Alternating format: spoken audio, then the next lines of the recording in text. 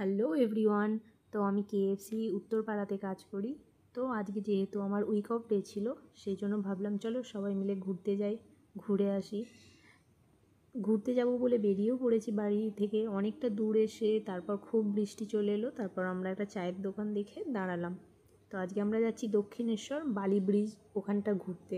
একটা গঙ্গার ঘাট আছে, তো ঘাটের ওখানে গিয়ে কিছুটা টাইম স্পেন্ড করব, কিছু খাবো।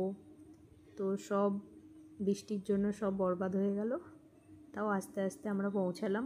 বৃষ্টি পড়ছিল তবুও একটু চা খেলাম। আমি বৃষ্টি একদমই ভালো লাগে না।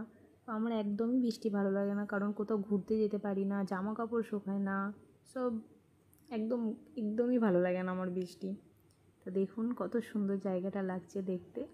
এখান থেকে ঘাটের এই পার থেকে দক্ষিণেশ্বর মন্দিরটাও দেখা যাচ্ছে, খুবই সুন্দর লাগছে।